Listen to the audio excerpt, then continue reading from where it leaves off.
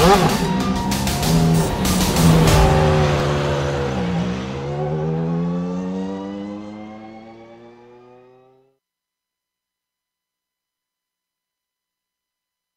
to the southern coast of Australia near Melbourne, and you'll find a tiny island.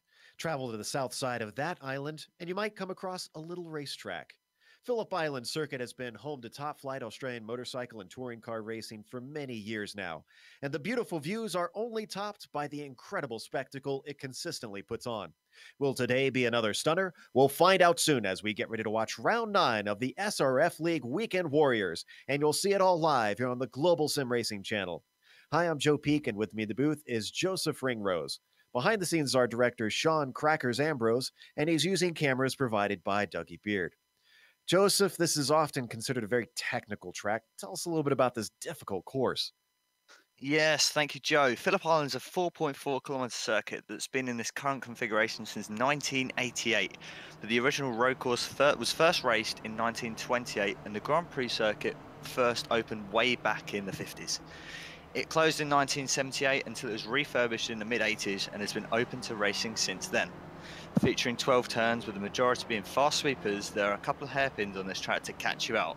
Personally, I find doing fun to throw your car into the corner and see if you can take it flat. The tight hairpin of Honda could throw some of these drivers off guard, with it being easy to lock up in these spec racer Fords. MG is also tight, but if the drivers make a mistake, it could be a good overtaking hotspot. It definitely isn't an easy track to navigate, nor is it easy to overtake. This facility has seen many great drivers race on the tarmac. Some of these names include supercar legend Jamie Whincup, Dick Johnson, and many others to note.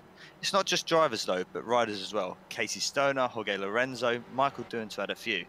There is no doubt it is one of the best circuits in Australia. Let's hope we can cement it can be in the world. But to get a better feel for what it's round like here, let's hop on board with the GSRC SRF. All right, we've got Kevin Brown in the GSRC SRF, so let's do a lap around Phillip Island. This long front straightaway is going to create draft battles all day, so don't be surprised to see cars 2 and 3 wide. However, coming up to Doohan, the first corner, it's going to get very hairy when cars aren't single file. It's barely a lift through here, and the SRF has some serious off-throttle oversteer. After that, you have to quickly get set up for the southern loop. This is a very long corner that both has a rise in elevation and a very late apex, so it's extremely easy to get the power too early and understeer off into the weeds. If you got it right, you'll be in a good position to set up a pass into the hairpin. But before you reach that, you'll need to gently steer it into Stoner. Unfortunately, this kink can make it hard to tell if a driver plans to defend down into Honda, so be wary of your opponent's intentions.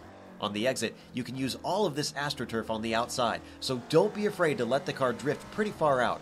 From there, it's a short run to Siberia, which has some very unique characteristics. It's an uphill climb with lots of banking, but it's such a long corner that you'll want to square off the apex very late. This is going to be super important now that you're on the backside of the circuit, because it's a long ways until you lift off the power. The car is going to weave gently left and then to the right through 7 and 8, but keep holding right to set yourself up for lukey heights. The track is going to climb and climb, but get tighter and tighter, so some lifting will be necessary. That's because you definitely want the car to hug the left curb as you plunge back downhill into the braking for turn 10. This is a sharp hairpin with a good bit of camber, but once again, it's an incredibly important exit. You won't be lifting again until you reach Doohan. Hold left around 11, then track out to give the widest entry you can into 12. This is the final corner, and once again, the banking allows you to carry lots and lots of speed. And you're going to need it now that we've hit the long pit straight. As long as you've kept it on the black stuff and pointed forward, you've now finished a lap around Phillip Island.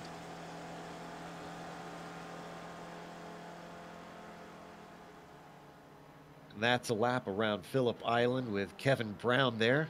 Certainly miss Kevin. Hope he comes back and joins us again soon. I know we got to see a little bit of him not long ago. But let's take a look at the Points Championship as we are in round 9 of this 12-week season. And taking a look at where those stand as we pull them up on the screen.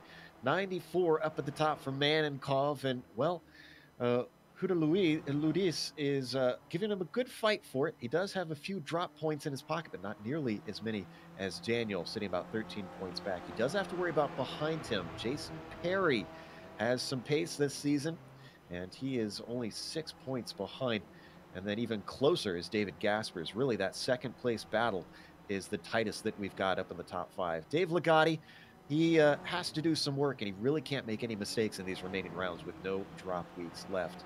Now, we might have some viewers who have never watched one of these races or not familiar with the league. So, Joseph, what are we looking at in today's race? Well, to start off with, we have a 15-minute quali session. 20 minute, correct me, with a 40-minute race. This is round 9. Setups are completely open, which means they can change anything they want on the car with 30% fuel. There is no incident cap for this race, and they are allowed 2 fast repairs over this race. So obviously have a little bit of margin for error having 2 repair or replacement cars waiting in the pits if they make any sort of mistakes. Judging by the size of the field, Joseph, a couple of them might need it today. This is not a very long track. I'm seeing, it looks like 35 cars out there today, 36 cars. Yeah, the track isn't very big, but we've got many drivers, as you said, could, especially going into one's a very fast corner, could provide some action. Maybe, well, we're bound to see some incidents in the first lap. We'll just sort of have to wait and see what happens. Certainly could. That turn 1 Doohan, particularly tricky. I have to imagine this car, is it flat out? Because if you lift, I would think that it gets a little bit hairy with the way it drives. I mean, it sort of depends on the entry you take. Sometimes it can be flat, sometimes it can't be, but especially with the open setup, I'm sure it is flat. You know, using a bit of the curb on the exit and going into some loop. So it should be flat, especially for the top guys. They're sort of sitting in the low 47s. Dave Ligotti has currently got a 47.2 on the board, with Jason Katz and George Vastamulakis not too far behind him, also in the 47.2s. So I'm sure they're taking turn 1 flat. So we're looking pretty fast. Jason Katz gets up there as well. We saw a glimpse of the weather. I wonder if we could bring that back up just to go over that real quick, as that does affect how these cars drive. Part of the reason that they have that open setup, of course. 71 degrees air temperature, 97 out on track. Going to be a little bit slippery, not horrendously bad. 13 mile per hour wind, though, so it's a little bit gusty, it seems. And drivers will have to worry about how that is blowing in some of these corners, depending on if they are on edge. As we watch the qualifying continue out there, as was mentioned by Joseph Ligotti, currently up on the pole, only 13/100ths of a second between himself and Katz. Incredibly fast. And this is, we should note, Joseph, open qualifying, which is interesting because this is a draft track. So I have to imagine we might see some pairs out there in these final few minutes, maybe try to get those extra few tenths, pulling a slipstream from one another. Definitely, that'll be interesting to see. How many drivers do that. It can definitely gain you some time around this track with the 20-minute qualifying and no restrictions on laps, so completely open. As you said, I think we're currently, if you go on board with Adam Bradshaw, he is following his teammate currently. Oh no, correct me, no, similar colour at the rear, but it's, yeah, we're going to see some drafting. And yeah, he's following Sammy Fillet right now out there, as he's got just enough time to think I get this lap in and maybe one more. So we've got just about a little under 2 minutes left to go. They're coming down into MG corner here, one of those potential passing zones you mentioned. Besides the passing, though, where are some of the danger spots? Are there places that are particularly tricky for this car that we maybe viewers should keep an eye out for? Turn 1 is definitely a prime spot. If you lose the back end in 1, it could definitely go wrong, especially when you are battling with other cars. Turn 9, Lukey Heights, is a strange apex. It's over a crest and it's blind, so it could, some of the drivers could get caught out by that, caught off guard, and maybe a little spin for them. Certainly is tough trying to get that car lined up over that long left-hander, especially with it bleeding directly into MG as we watch. Here's Michael Shaw, I believe, is that Jason Perry? Yes, that's Jason Perry that he's with. They're working together, it looks like, to get some fast laps in as they swap places down into Doohan. It's a 777 of George Vasmalaki out there, currently sitting in 5th on the timing sheets from what we're seeing. That's interesting. I'm seeing 3rd on mine. I'm not sure why he's showing up in 6th on our timing and scoring. To get that confirmed out there. Yeah, I'm seeing George timed as 3rd in iRacing, so apologies for that. Oh, now we're seeing it updated. All right, George is now on the right time, so apologies for the bugs in our timing and scoring. Hopefully that's sorted out now. Just a few seconds left, and then we go racing for 40 minutes here in round 9 of Phillip Island for the SRF League Weekend Warriors Series. Letting the cars complete, and we'll see if they get time to finish their hot lap here in the qualifying. Yes, they are going to get time, so let's hold off on calling the grid just in case anybody changes the orders in those last few laps. Obviously, a few drivers trying to work with one another to get those last couple tenths in. Gotti, obviously someone we'll have to watch out for. Adam Bradshaw, a fast one. Stevie Ray, organizer of the series, is not showing too badly, sitting in 9th currently. Have to watch out to see how he fares. Jason Perry, he might show up a bit weird on our timing and scoring on the screen. He's got JP2 on there, but he is in fact named as Jason Perry. Incredibly close times up at the top there, Joseph. Yeah, very close indeed. With the top 3 not even covered by 200ths of a second. So that's going to show how close they are around this track. If they can stick with each other the whole race, we could have a very, very good battle for this race win. Keith Walsh currently sitting in 11th on the time sheets, coming around to finish his lap. Let's see what he can do to improve. He's sitting on a 1:47.8 at the moment. There you see him on screen, the number 77, around Swan Quarter. Very, very fast left-hander, dumping you onto the front stretch. And it's a while until you get across that start-finish line, so you really have to hope you have a good run. What happens to this 1:47.8 as he crosses the line? Does he improve? The answer is no. No better than 11th for Keith Walsh. And I believe that should be everybody, it looks like. Ian Wilson, the last one, going to be across the line. He's sitting in 29th at the moment. He'll have a chance to try and up himself. 149.2, and he can't do it. He stays at that 149.2. So let's go through the grid now, as pretty much everybody seems to have completed their timed laps. Dave Ligotti is starting on pole. Jason Katz will be in 2nd. Row 2 will be George Vasmalaki. And then in 4th, it'll be Michael Shaw. Jason Perry starts in 5th. He'll be flanked by Antonio Race in 6th position. Row 4 starts with Stephen Elson in 7th, with Adam Bradshaw in 8th. Then in 9th, you've got Stevie Ray, and rounding out the top 10 is Edward Doherty. What's the next 10 look like, Joseph? In 11th, we have Keith Walsh, and 12th, he has a very long name, but we're going to shorten it down to Jose de Castillejo. Excuse my pronunciation. In P13, we have Alejandro Liejo. P14, Paul Godden. P15, Donal Fitterer. My timing's just messed up. P16, Chris Murickham. P17, we have Brian Walker. P18, Casey Black. And on row 10, Andrew Whitson and Louis Vanderluis. Robert Plumley starts in 21st with Sammy Follet in 22nd. Then you've got Wayne Palmer starting 23rd position. Fred Desai in 24th. Esanumi starts behind them in P25.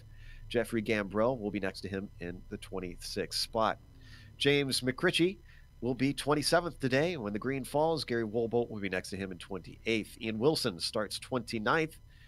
30th will be Jeff Cantor, and Wes Shire will start 31st. Jack Hobbs starts in 32nd position. I'll just finish these out. Carl Townsend, 33rd.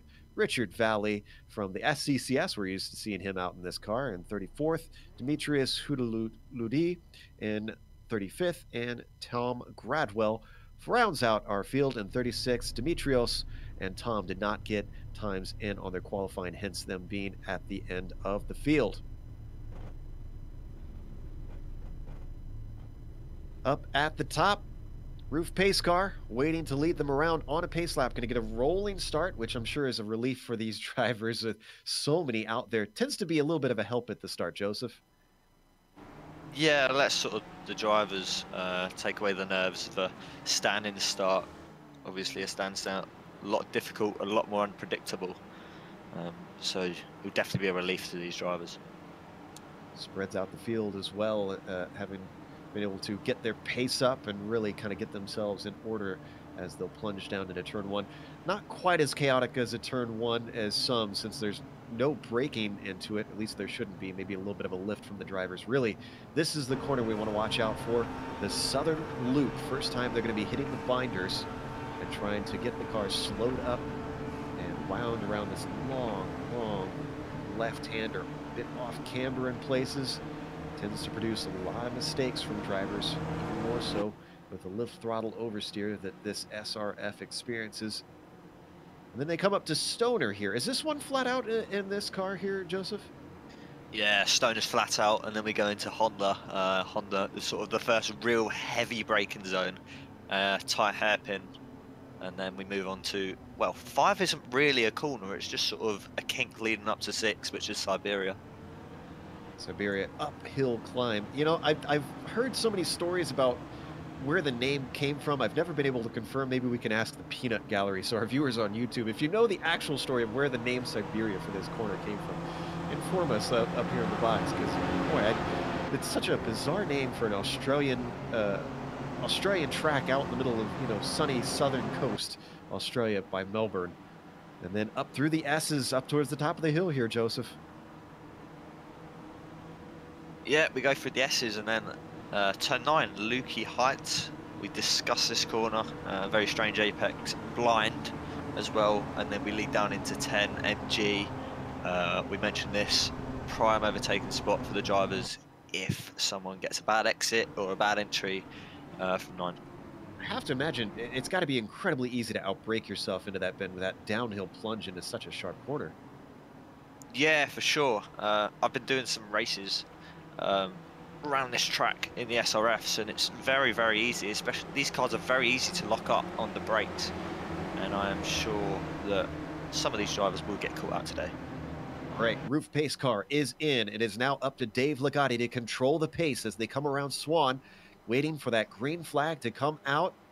Long wait. Now they accelerate away as the cars engines start to rev higher and higher, and you can see the bottleneck up at the front. Ligotti did not get a good start at all. We're seeing a 3 wide all ready for the lead. Here comes Jason Perry to the inside of Doohan. How brave is he? Not brave enough, because around the outside it's going to be Jason Katz moving himself up into P1. Now they come into the southern loop as everybody slows the cars up. I'm not seeing any incidents so far through the field. Does it look clean to you, Joseph? Looks all clean to me. Doesn't seem to be any incidents in the first couple of corners, which is good to see. Very large pack around quite tight circuit. So, yeah. Great start from these drivers, nice and clean. Katz being threatened on the inside. Whoa, we got a car out braking himself. That is, I'm trying to figure out who that is. Do you have eyes on it, Joseph? Edward Doherty just outbrakes himself into Honda. We said the first real braking zone, heavy braking zone on this track, and just sort of outbroke himself. So yeah, he's at the back of the field, so not what he would have wanted. We'll come back to that in a moment. But in the meantime, your order up at the top of the field: Jason Katz in first, Dave Ligotti second, Jason Perry third, Michael Shaw fourth, and George Vasmolaki rounding out your top 5. Also got, it looks like, Steve Elson making it a 6-car train up at the front. They come down to MG, another change for the lead. Round the outside, Ligotti tries to get it back. He carries the momentum well, and it's going to switch back in his favor. Here comes Perry, trying to make it second place for him. Almost gets into the back of our leader, Ligotti. And already they are getting just squeezed together as they come 2 by 2 for second place here through Swan, Joseph. Yeah, sort of the first pack are really, really close. All jostling for position, and we have sort of a train forming behind them. But Jason Perry has a great start from P4 to P2. Is he going to go for the lead? Oh, it's going to be 3 wide here down to the inside. Who is that? That's George Vasmolaki, who got a fantastic run with a slipstream. That gets him into first. I have a feeling we're going to be seeing this sort of racing with the draft all day long, Joseph. Yeah, but one thing to keep note, if you get damage on these cars, you are not going to be fast in a straight line. That aero damage costs you so much. I can't stress it enough how much it costs you in a straight line for these cars. The dangers of this draft pack racing. Another pass for the lead as we just can't pull ourselves away. And Legati pulls out of it, though, as they come down into Honda, maybe cooling down a little bit. Behind them, the pack is just all together. We're still got lots of side-by-side racing farther down, including with Jose de Castillo and Donald Fitterer. Fitterer comes out on top on that, moving himself into 11th. Yeah, good move there for Donald. And he will sure look to get Alejandro Liejo for P10 just a second in front of him. Things a bit frantic at the moment, especially up at the top of the field as drivers are really trying to jockey themselves into a position they feel comfortable with. Eventually, we expect it to cool down as strategy starts to come into the minds of these drivers. They're going to complete lap 2 here any moment now. This is a timed race, as we said, 40 minutes, still 36 left to go. Legati with a good run for the lead from Vas Milwaukee. Is he going to go for it? Yes, he does. He pulls alongside, Joseph. Indeed he does. Is he going to go for the move? Is he going to hold it through doing? Let's wait and see. It's a battling for P3 by the looks of it, but we stay on board with battle for 1, and Dave Legati gets through on George Vas Milwaukee. Easily passed before Doohan. Makes it stick. And then down behind them, Jason Perry got a good run to get himself into 3rd. He's got another good bit of momentum. He closes in on the back of George, looks to the inside. George tries to shut the door, but a little too late. They go side by side into Stoner. George will have the inside into Honda. And in fact, look at that. Just nowhere to go for Jason Perry as he almost gets into the back of our leader. Manages to not make contact side by side through the corner for 2nd place between Jason Perry and George Vas Milwaukee. It switches back to the left. Perry's going to get it into Siberia. Yeah, can he make it stick through the S's? He seems to have a good exit, so all good from Jason Perry. Great racing from the man in the Spider-Man livery of that car. Everyone's still very, very close throughout the field. Just 8.5 seconds separating the top 18. So we're in for some good racing tonight, Joe. In fact, I think we can maybe pull away for a second from these guys. 17th, Ryan Walker in a battle with Dimitri Hudaludi. Back further down in the field, looks like Dimitrios is going to come away with that one, and he wants one more as he slips up the inside of Andrew Whitston and moves himself into 15th. Brilliant move into MG. Yeah, we talked about that being a prime overtaking spot, and if you can late break into that corner, you are going to get a great run and an even better exit. So he now finds himself ahead of Andrew Whitson. Whitston gets a bad exit out of Swan as well, as he's now being threatened by Walker for that 16th spot. We see some side-by-side battles up ahead of them as well. Walker looks to the inside into Doohan, but he's not fully alongside, and he gets the door shut on him. Whitston keeps that 16th spot. Just ahead, side-by-side battle between Black and Hudaludi. Remember, Dimitrios was one of the drivers, Joseph, who didn't get a timed lap in qualifying, and this has made it an uphill climb. He seems to have pace as he's gone way up the order. Yeah, he has gone way up the order. He's been pretty good this race, sort of the first 5-6 minutes of this race. But I don't know if you call that on stream, but just behind that battle that we were watching, there was a bit of a scuffle. I'm not sure who it was, but if you're able to see and find out, Sean, try and get that to us. We'll see if we can send someone to go check that out. But in the meantime, we did have a change for the lead that we missed. Jason Perry got past Dave Legati. And so your order is now Perry, Legati, Vas Milwaukee, Shaw, Elson for your top 5. Yeah, it's a charge from Perry at the moment, from P4 to P1 in 4 laps. So works out as a position, a lap for Jason Perry, and he's just going to look to solidify that position and pull away from these guys. Yeah, this could be critical if he could get out of that draft, but I don't think that's going to be enough as these cars punch a huge hole in the air.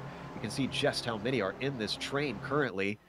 At the top, I think it's down to 9th place I'm seeing potentially for these guys all together in a row. We do have some information on Siberia.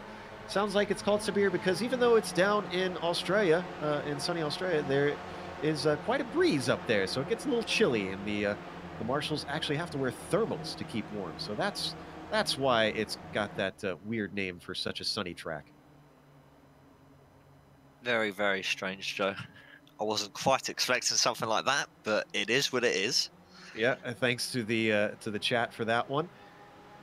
Meanwhile, just a little bit of shuffling up at the top as Vasmilaki gets into second past Legati. Legati looks to try and get past him. Vasmilaki tries to look to get past first as he goes to the inside, but he finds Jason Perry right in front of him, blocking that inside line. Perry slides it through Honda, though. Here comes George up to the outside of Siberia. The question is, can he get fully past to swing it down to the apex? And he does. Aggressive stuff, Joseph, here very early in the race. Yeah, Vasmilaki slams that door on Jason Perry and he says, "You are not getting back past me." And, well, we said Jason wants to solidify the lead. George is going to want to solidify this lead. We wondered if that was enough of a gap for him, and the answer is a firm no. The back of this train right now is Paul Godden in 9th, as I said. He's trailing Adam Bradshaw, who was dropping back from Chris Murakami, who is in 7th. We'll have to make sure that those guys hold on, or else they are going to lose touch with the top train, and the herd is going to thin, as they say.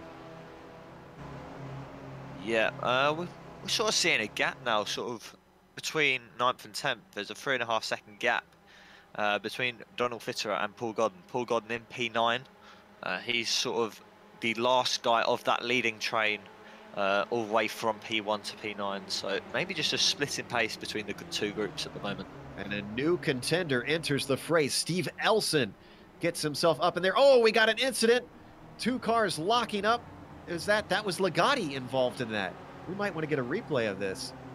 Looks like that started with Legati and Vasmilaki coming together door to door.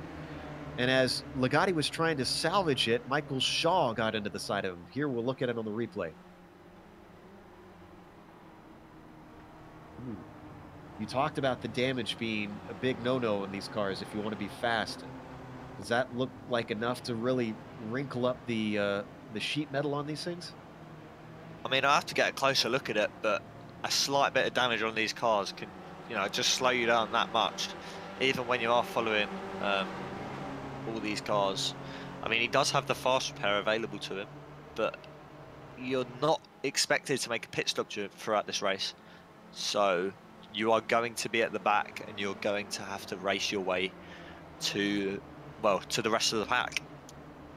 And not likely to get up into contention for the win, unfortunately, as we see them work their way this lead pack through MG Corner. So far, it's been pretty good, as we've only had 2 DNFs, Tom Gradwell, Antonio Reyes, the only 2 drivers of our 36 starters who have dropped out. Last in the field right now is Steve Ray, unfortunately, bringing up 34th position. Sounds like we got a battle for 14th. Sammy Follet just at the front of this pack. He's followed by Keith Walsh, Robert Plumley, and Wayne Palmer. Palmer and Plumley very much in the closest battle out of these 4. Indeed he is. Who's that going to make a move? Is he going to pull out? Yes, he is. Sammy Follet. He's going to get past. Him and Casey Black still side by side into the southern loop. Keith Walsh, well, thinks about it, but not quite close enough to make a move there. Follet holding on to the back of Black now. He wants to get back at him, and he's going to look to the inside of Honda as he swings around the outside of Stoner. He's fully alongside. All he has to do is be strong on the brakes. Follet gets it down to the apex, and wow, leaves Black behind in that sharp hairpin. Yeah, manages to get past there. So, yeah, he's going to just continue, hopefully, to fight his way through the pack. So, yeah. Going to be hard to get away from him, unfortunately, because the next car up is a ways away. Donald Fitterer. Donald, I apologize if I've been saying that wrong. And 12th is a whole 2.5 seconds up. And unfortunately, with the cars battling behind him. Oh, as we see a car off in the background, that was Keith Walsh having a hell of a ride up and over Lukey Heights. He returns without incident. Sort of saw him fly across my screen, and I don't quite know what happened. I think we're going to get a replay on what happened to him.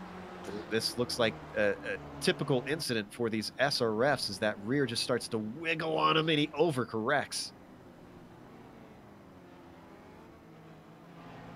As we come back live, Walsh returns in 18th spot.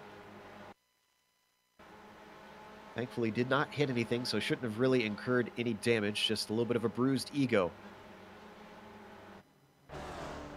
Up at the front, though, it's starting to erupt again, Joseph.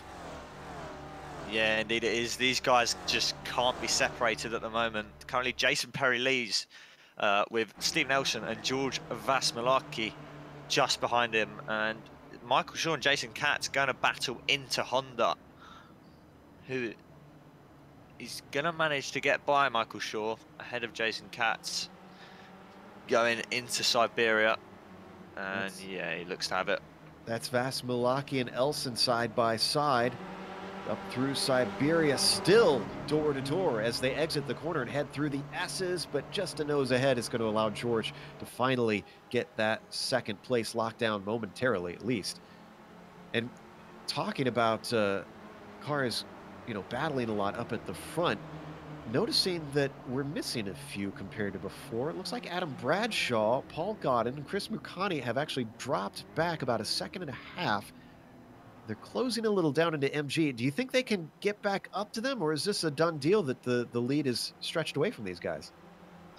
Well, I'm not too sure. I mean, the last lap, they were only sort of 3-4 tenths off some of them, but some of them they were good half second off.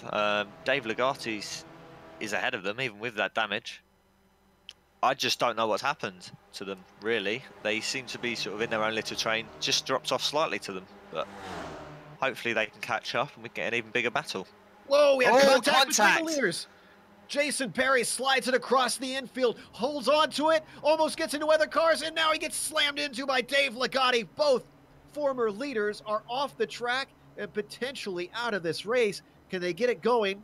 Legati's got the car moving, Perry's got the car moving, but they've lost loads of time. Look at the replay on that one. This all started on the Gardner Straight, it looks like, between Perry and Vasmilaki. You can see they just touched a little bit. Perry lost it, almost gathered the car together, but then it swung out onto the track on him, and poor Dave Legati just all of a sudden found Spider-Man swinging in front of him. Yeah, well, he hasn't had the best luck this race, has he? He's sort of the only driver to get involved in incidents. We haven't seen really many incidents so far. I think that's just sort of the second or third incident so far, which is good to see. We don't really want to see any incidents. We just want to see clean and hard racing. But at the end of the day, that is racing, and that's what happens. It is what it is. We come back live. Unfortunately, Legati has had to take a tow because of his damage. His car was limping so badly that he was not able to return it to pit lane under its own power. As we come back to Bradshaw here at the tail of this lead pack, looks like Murakami has got past him and got him as well. Those two going side by side, you can see on the front stretch.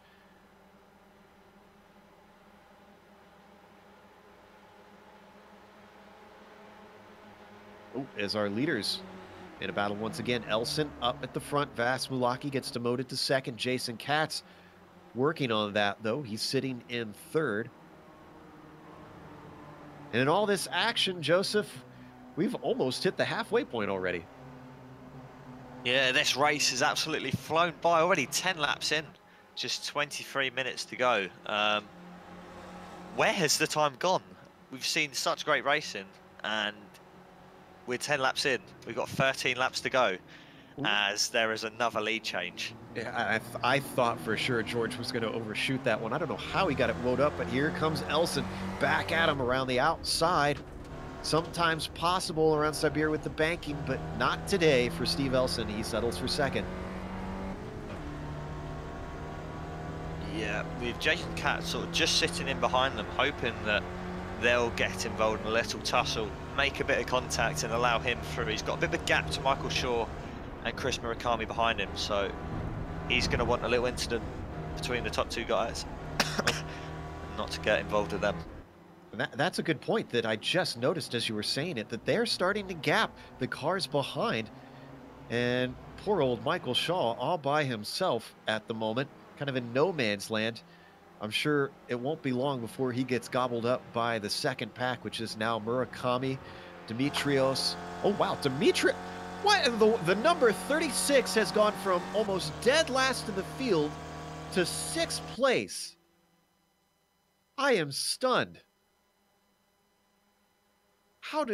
Wow. How has that happened then? I'm literally speechless. I don't know how he gained that many spots. He is 2 seconds behind the leader. That is just incredible. There's been hardly any incidents. We've had a few drivers had some offs. Leaders are in contact with one another, and Vasmalaki goes off at the southern loop, turned around by Steve Elson. Can we get a replay of this? Elson stuck his nose in, late apex here, Joseph. Apparently a little too late for Vasmalaki. Yeah, they're just going to make contact and send Vasmalaki round. He has a bit of damage to that car. Doesn't seem to be stupidly bad. I mean, it's going to affect him, but is it really worth making a pit stop? You're halfway through this race. Yeah, I think it's not worth it at this point unless it's really slowing you down. And he's got to limit the damage at this point. Try to come back because he lost a lot of positions. He's down in 10th at the moment. Well, just a few laps ago, we saw 7 up in the lead, and then there were 2. Elson and Katz are at the top. They've got about 2.5 seconds over Dimitrios, but he has been running our leaders down since the drop of the green. Does he have the pace to try and get in this battle for the win? You can't put it past him. He's come all the way from pretty much dead last to come within 2 seconds of the race leader. Yes, there's been various incidents between the race leaders. Well, it's been predominantly the sort of the top 5 that we've seen incidents from. And as you said, there's the 2 survivors, Stephen Elson and Jason Katz. The rest have sort of fallen through due to incidents, but Chris Murakami just still on the Huda Lucis, looking to make a pass, but Demetrius doesn't look to budge. All right, so put yourself in the driver's seat, Joseph. You're either Katz or Elson. Do you get on the radio and tell the other driver, we got to work together, we got a tandem to try and get away from these guys? I think that's exactly what you've got to do. You've got to be clean. You don't want any incidents like you've seen before with the other drivers. You don't want anything to happen between you two at that stage. You're halfway into the race. It's damage limitation at this point. You're throwing up a podium. I wonder if we could get a replay of Louis van der Luis. He's currently scored 27th, and actually he's just towed. He had an almighty moment, both a huge shunt, and then, well, he might as well have slid into Siberia because, my goodness, it's about 50 seconds ago. If we could find the replay here. If not, then see if we can pull this one up. Fortunately, I think his day is done as he's taken a tow. Looks like we might not be able to pull that one up, unfortunately. Oh, here we go. All right, we've got it now. He did have some help, some contact. Oh, looks like we might not have that one. All right, well, let's go back live. Oh, because we have a moment.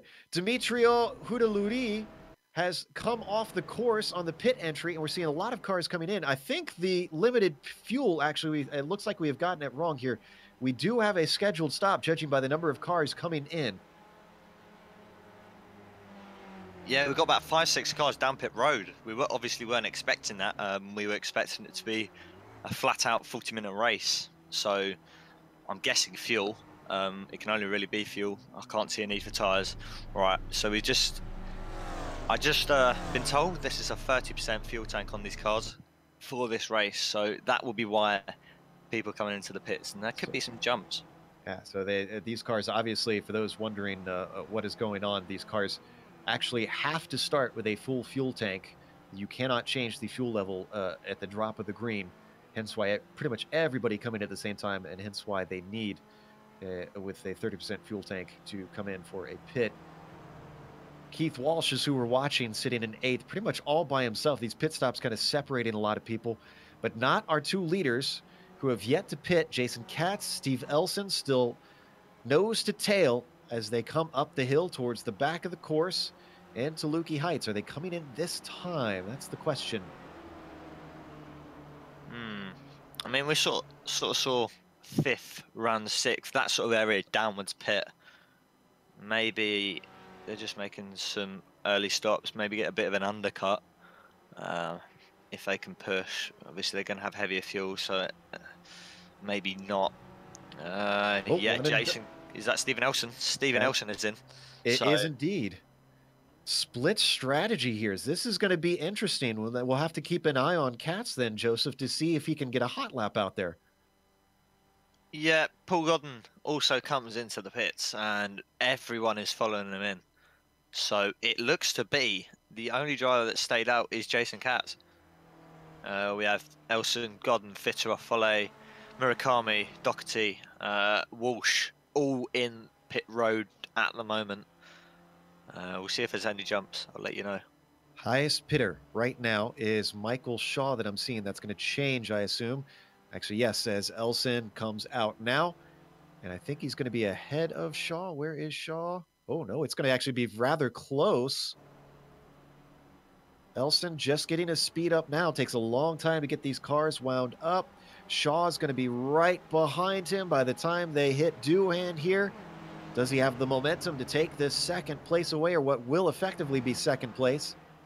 Not quite, as they break now for the Southern Loop, but Michael Shaw, I don't think he was in that lead pack, was he? Has he got himself up the order? I don't remember his name being up there, and I don't recognise the livery being in and around that pack, so he's had something mighty and he's come right through the field.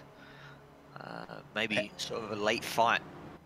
I have to imagine maybe that's... as outbreaking himself into Honda corner. Steve Elson gives it up to Michael Shaw, buckling under the pressure. Steve Elson gives it away. Yeah, we might not have seen much of Michael Shaw this race, but we're sure going to see more of him now up into P2. And if Jason Katz comes out similar to what Stephen Elson did, he's going to be behind both of them, I'm sure, as Stephen Elson's going to... He's pitting now, actually. Jason, sorry to interrupt. Jason Katz is into the pits. This is critical. Looking at the pit times, at least trying to pull up the pit times here for our other two. 15.9 stop for Steve Elson, 38.3 down the lane. So what's Katz going to do? Katz still stationary in his stall at the moment as we watch Elson and Shaw. Those are the two that are trying to catch our leader. This is effectively the battle for the lead. 16.7, very slow stop for Jason Katz. Almost a second slower. Is Elson going to stream on by? They've got a tandem. He's pushing him along as Michael Shaw is trying to get every ounce of speed out of these two cars. Steve Katz is out of the pit lane. 38.4. He was about the same amount of time on pit lane as these two. And how did he get out ahead? He must have had an almighty lap with how much slower he was on pit lane.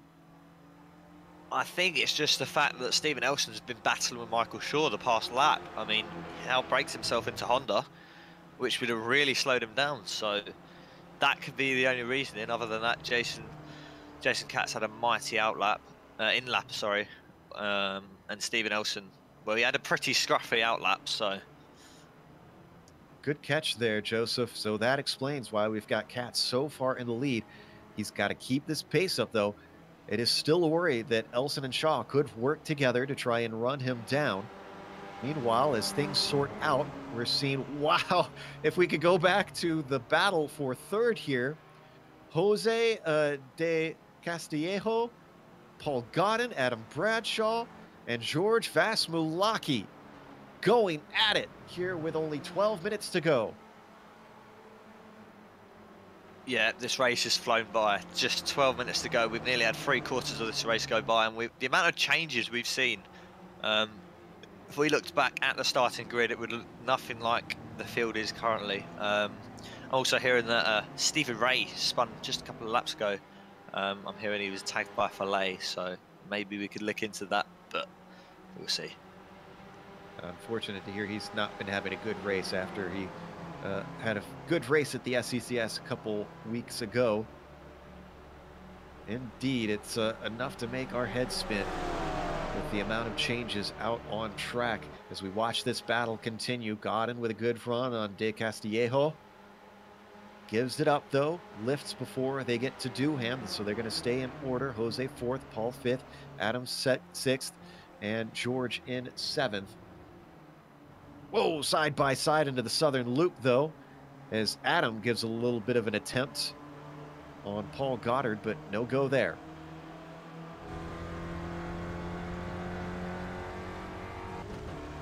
If we move up to P2, P3, there's a battle between Stephen Elson and Michael Shaw ongoing.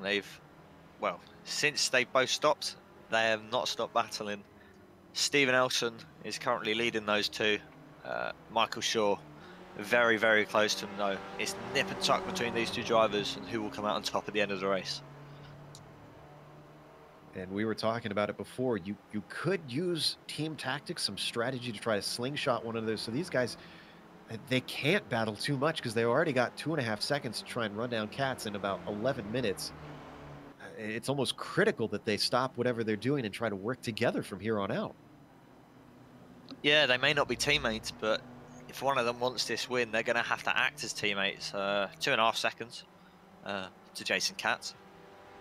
And essentially all they're doing now is just drafting each other. It's like an oval race. It's one passes, then the other passes, one passes, then the other passes every single lap. You know, they are pretty much the exact same speed at the moment. Last lap, a 1:47.510 for Stephen Elson and a 1:47.514 for Michael Shaw. So 4 thousandths between the two of them last lap. And that time you saw Shaw was trying to push Elson again. He's continuing to attempt that sort of NASCAR style strategy of bump drafting him down the main straight. And looking at the lap times, 47.8 for Elson, 47.8 for Katz. They're pretty much running the same lap times as the leader, so they're not gaining. Oh, we had a big wreck. Jose de Castillejo involved in that. Oh, yeah, just seen that. Bradshaw involved? Yeah. Is that Plumley involved? George Vasmulaki got into it. Let's look at the replay here. Started with a spin with Jose. Vasmulaki had nowhere to avoid him, just plows into him. Then what else happened behind? Because cars were trying to clear. And it looks like as Castillo was trying to come back on, that's when poor Plumley got into him. I think the back end just steps out for Plumley and sort of just, unfortunately, Castillejo was there. So, unfortunate for him, caused him some damage that he wouldn't really have wanted, but Plumley has been forced to come into the pits and get towed. Just an outright mess as we watched it from above there. There's Plumley getting into him as we come back live now. And we are back up to this, let's see, where are we actually? That looks like Perry, who is currently running in 16th position, trying to hold off Ryan Walker. Perry, remember, had that big problem into turn 1 after he had contact, sent him down the order, unfortunately. And ever since then, it's been an attempt to climb his way up the hill. This battle for second place is not so much of a battle anymore, I don't think. I'm pretty certain for the way that Shaw has been pushing that it's more a case of these two trying their best to run it down. They've got it down to 2.1, though. Yeah, I think Shaw's just going to sort of wait to the last minute and then make the move, most likely on sort of the last 2 laps. We're on lap 18 of 23, 7.5 minutes to go. He's got time to get past. It's just, I think Jason Katz is going to have to make a bit of a mistake. They're going to have to gain some time and then force a 3-car battle and then slow Jason Katz down with maybe sort of using a team tactic, but they are not a team, so we have to think about that. Well, it was up to 2.1. I'm now seeing 2.4 out there. It is not looking likely for these guys. And like you said, the time is running out. Just having less and fewer opportunities. Now, let's see. Am I seeing traffic? Yeah, Louise Vandersloot is ahead of our leader, Jason Katz. Now, I don't expect this to be too big of an issue. There seems to be plenty of places here, I would assume, Joseph, for traffic to get out of the way of the leaders. Yeah, I mean, there's space. It's a fast circuit. Just a lift will do. So he shouldn't cause him too many issues, but he won't want to get held up. So then Michael Shaw and Steven Nelson can't gain. This actually might help Katz a little bit if he could pull a little draft from Louis. And I think he might have done that on the main straight because it's looking... Oh, well, it was up to 2.7 seconds. It came down through the southern loop slightly. Bit of a yo-yo effect back and forth across the lap between first place and second place. And Shaw has gotten in front of Elson now, so they've swapped places, maybe to see if Shaw's a little bit faster. Yeah, well, he runs a bit wide. That's Steven Nelson going to get a bit of a run. Oh, shuts the door on Steven Nelson. You are not getting through, he says. Not interested in giving that back right now, yeah. No, he's not being kind to Steven Nelson there. I'm sure Steven Nelson's probably fuming after that, really cutting him off. But it's not really looking too good for the win for either of these guys. 2.7, it's just slowly falling away. And I have to imagine, since he chopped his nose off, Elson's not going to forget that later on if they're racing hard for this second place when it comes to the line. No, definitely not. I'm sure if he's probably going to be thinking, if you want to play the aggressive game, I'm going to be just as aggressive as you, if not more. He's going to want this second place even more than he did before now. So we see them, looks like, oh, not going to swap places. So let's jump back to 9th as Paul Godden chasing down Casey Black. They're just behind the car of Edward Doherty, not quite close enough to catch him, I don't think. Let's see what happens here between Black and Godden. Black stays to the inside, down the Gardner straight. Godden's going to have the nice wider line. As you mentioned, a bit marginal through there, so I imagine it'll be easier for him to just swing that in. And as he's passed, give 9th to Paul Godden. Good move there. Yeah, good move there from Paul, but we're going to move back up front, I believe, with the battle between Michael Shaw and Steven Nelson. And our leader did get past Vanderlooy, but I think he did hold him up, because look at the gap. It's come down to 1.8 now. Yeah, it's dropped about a second to what it was before. Before he passed Vanderlooy. But these guys have now got to navigate the traffic, and it's just sort of most likely going to cancel that effect out. So, yeah. Yep. Traffic can help and traffic can hurt. Let's see what happens between Vanderlooy and Shaw and Elson. They're coming up through Lukey Heights. They're not close enough to be held up for now. And they might just catch him at a good spot as they gain ground, braking for MG. And then a left-hander swinging through 11. And one last corner. Is Swan another flat-out corner, or is that one also one where you got to lift in this car? Usually Swan's flat. You can run a bit of curb on the exit. Won't hurt you too much. But it's coming down. It's 1.4 seconds. Yes, there's a lap car between them, but that draft is helping him. Is that Van der Louis. Van der Louis, yeah. So if he sort of lets him through easily, we might have a battle for the win back on. Or is he going to go for the move into the southern loop? Oh, he's not going to let them through. Oh, he's going to get held up. Sticking to the racing line was that Van der Louis. I think Michael Shaw's going to get through now, but it doesn't seem to have cost him too much time. You look at the gap, it's just sort of maybe lost him a tenth or two, but now Katz has got even more traffic. Richard Valley up next ahead of our leader, and then Carl Townsend. There is just no rest as he's got to start weaving through cars. Big lift from Richard Valley to let everybody through now. All top three have made it by. No change in the gap, still about 1 to 1.1 seconds between Shaw and Katz. Are we going to get the white flag this time by? About 1:46 laps. It's going to be awful tight. I think we might just get the white flag. Yeah, we're going into MG now. It's going to be, yeah, I think we're going to get the white flag this lap. So it's going to be a 22 lap race. It's 1.1, so Jason Katz is going to have to get up, held up by Carl Townsend, or make a mistake on this lap if Michael Shaw or Steven Elson wants this win.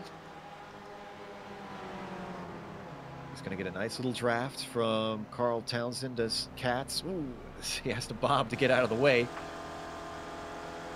And indeed, white flag is out for Jason Katz. He's got a 1.5 second lead over Shaw and Elson. And now he has traffic between them. Carl Townsend splits them momentarily. Elson and Shaw, is this now, are they giving up on the lead, or is it just a battle between these two? They get past the car of Townsend. Go ahead. I don't think they're going to give up just yet. You got a lap, and I mean, it's a completely different situation. But if you look at Canada 2010 and the Formula One season, Vettel spun, lost the back end, and Jenson Button managed to get past. We could see something similar here. Obviously, it was changeable conditions there, but we could see a bit of a mistake on the last lap, the pressure getting to Jason Katz, and either 56 or the 59 car get past. Saw Shaw in that one shot going way wide, and once again pushing it right to the edge. Shaw is bringing that car to the edge and then some. It's down to 9/10 for Elson. Can he withstand the pressure? Has to hit his marks from here on out. Just 4 more corners to go. Up and over the hill of Lukey Heights. Jason Katz started this race in 2nd place. He's moved 1 better, but closing in, Steven Elson can see that gap lessening down to 0.8 of a second now. Through turn 11. Is the draft going to give him enough? It's down to 0.5 second now. Could he slingshot past? Jason Katz is oh so close to the win. He just has to bring it to the line through Swan Corner. They're all flat out from here. There's nothing he can do. Pulls to the inside line, and as Elson closes up and they come to it, there's just not enough. Jason Katz is going to take the win.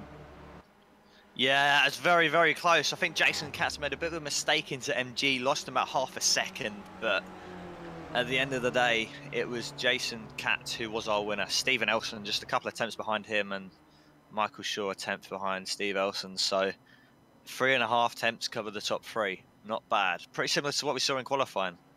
Fantastic stuff. Driver of the day for me, Dimitrios Houdalouris, starting 35th, finishing 4th. My goodness. That number 36 got a workout today. Yeah, he drove that car. Well, he outdrove that car so much. I don't know what happened to him in qualifying. He might have made a mistake. A bit of setup issues. Have a bit of a battle for 18th coming to the line. They're going to be door to door. It's a drag race. This is Andrew Whitston and Fred Desai, and Desai gets him at the line. Yeah, I was gone flying off at Swan. He's flipped the car, completely wrecked it, but I think he's just going to manage to get back on. I don't know if you caught this, Joe, but it's a spectacular crash, as you can see by the wreck. We got the replay here of Alejandro. You see, it's just the traffic caught him out. He was gaining on them too quickly, tried to correct, and in a corner like that, a little correction, turns into a big accident. With that, pretty much everybody has crossed the line at this point. So let's take a quick break here on the Global Sim Racing channel. We'll come back with the unofficial results as well as driver interviews. And on screen, you'll see all the upcoming races here on GSRC.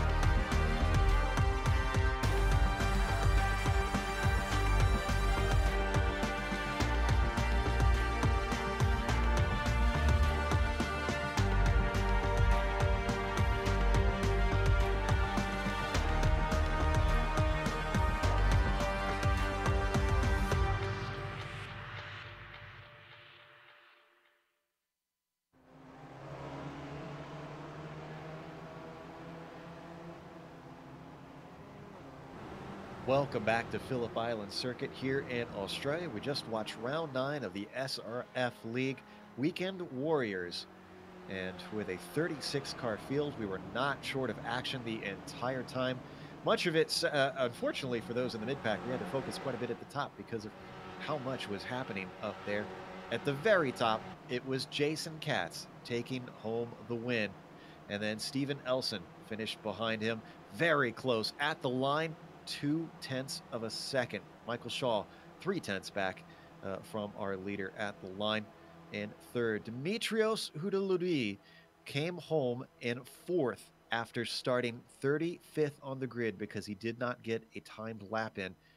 That is just a phenomenal drive from Dimitrios. My hat goes off to him. George Vasmulaki comes home in fifth behind him, and Adam Bradshaw takes home sixth. Edward Doherty gets a nice seventh, having started 10th. A few places gained by him. Even more gained by Donald Fitterer, starting 15th, finishing 8th. Casey Black comes home in 9th with Paul Godden, rounding out our top 10. Joseph?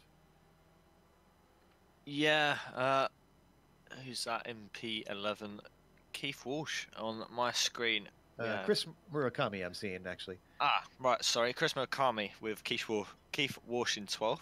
We have Jason Perry. It says JP 2-time there, but that is Jason Perry. Wayne Palmer in 14th place. So Sammy Follet in 15th. Ryan Walker is in P16 with Wes Schreier in P17. P18 is Fred Desai, and 19 is Andrew Whitson, and rounding out the top 20 is Stevie Ray. Disappointment for Dave Ligotti. Started on the pole. He winds up in 21st today, although still on the lead lap. Jeff Cantor will be 22nd, and Ian Wilson comes home 23rd. Esanumi gets 24th today with Gary Wobolt in P25, Alejandro Leiro in P26, and Jack Hobbs coming home 27th. We're going to say his full name one time, at least for him. Jose Luis Oviedo de Castillo Mo, I believe, is it. For number 28th, and Carl Townsend, and 29th behind him. Rounding out the top 30, we have Louis Vandersloot. Yep, sorry about that. We have Jeffrey Gambrell in 31st place. Chris Murakami in 32nd. Richard Valley down in a lowly 32nd for him there. Robert Plumley in 33rd. James McCritchie 34th. Tom Gradwell 35th. And, well, who DNF'd on that one, Antonio Rice lines up at the back, 36th. First up, I believe we have our winner, Jason Katz, waiting. Let's see, this looks to be him. Unfortunately, he's not named himself as he should, so we'll have to get him to change that. Jason, it was an incredible race. It looked like you had it sealed up after the pit stops, and then at the very last lap, was that a little tighter than you wanted? Yeah, it was. I knew they were going to work together behind me, and I think, obviously I couldn't see, but I think they were pushing each other, and then they went with the strategy of passing each other and getting the draft. There was a little bit of lap traffic. They were super courteous, but still held me up just a tiny bit, enough to get in the draft. Yeah, I thought it might be even a little bit closer, to be honest with you. And I got a little loose on that little dip there towards the end, so very scary. Yeah, it certainly came down to the line. Now, you started in second, and obviously you were in that top group of 7 or 9 cars for the first half of the race. What were your thoughts as everyone was kind of swapping positions around you? Did you want to kind of get away from that and maybe slap towards the back of that group, or did you want to be up at the front? Yeah, I really wanted to just kind of hold on to the draft for the first bit, feel how everybody was driving, feel how everybody was racing. This is my first race with this league, so I didn't want to ruffle any feathers. And also, I just, I made a mistake on the first lap. I went really wide, and had sweeping left. So I just figured, take it easy for a little while, feel out the race pace. Got lucky with some attrition too, so worked out. Well, a win and your first time out. How do you feel about Road Atlanta? Do you think you can make it 2 for 2? I love that track. I hope so. I love this car on this track anyway, on any track. So I hope so, man. Got to get the practice time in. All right, absolutely. That was Jason Katz. Congratulations once again on the win. Up next, I believe Joseph has caught up with league organizer who didn't have the best of days out on track. Stevie Ray is talking to Joseph. Yep, Stevie. Disappointing race for you down in P20. Just explain what happened.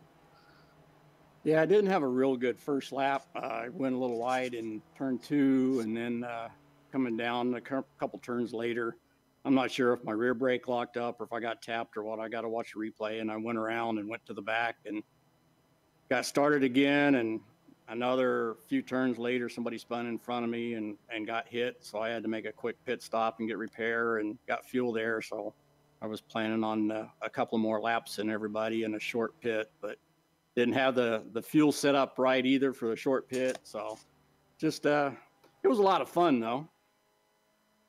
Yeah, definitely. These cars are a lot of fun. What do you enjoy the most about these Spec Racer Fords? I'm really partial to them because I got to race the real Spec Racer back in the day in the 90s. So I kind of locked onto these cars and stayed with them. And the community here is just super. A lot of great guys. You can't get any better racing and better courtesy, and it's a really good group of people. Yeah, they sure put on a show for us today. Phillip Island as a circuit. Do you enjoy it? Do you like the track? What sort of do you have a favorite corner? On this track, not really. This week has been really my first week running this track, so I took a while to get used to it. But it's a good track, wide, a lot of passing and opportunities, and it's a nice, fun track. Well, thank you, Stevie. Stevie Ray, league organizer, finished P20 in today's race. And with that, looks like we don't have anybody else waiting for us in the wings. So we're going to close up the interviews and close up the broadcast today. Of course, a big thank you once again to Stevie Ray for organizing the league and bringing it to GSRC. Our first time covering the Weekend Warriors. It was a fun race. I actually really enjoyed it. We've covered the SRFs through Stevie on the big grid races, and this was a great addition to jump over to a similar format. Thanks to the companies that provide the software and hardware for our broadcast listed here on your screen. And additional thanks to Eric Ekholm and Casey Lalonde who provide our wonderful music. See the screen for how to get a hold of more of their great work. Thanks to the team today, Sean, Joseph, and Dougie, with a special thanks to Amjad for spotting for us today. If you'd like to find out more about GSRC, including upcoming races, you can find it at globalsimracingchannel.com, or check us out on social media. We're on Twitter at GSR Channel or Facebook at /Global Sim Racing Channel. The next race, as we mentioned, we're going down to Georgia, Road Atlanta. We're at the short configuration, though. That'll be interesting. That'll be Saturday, February 25th at 2:20 p.m. Eastern. We also have upcoming races for other series listed on your screen, so check those out and mark them down on your calendar. However, until next time, race clean, race hard, and we'll see you on the track.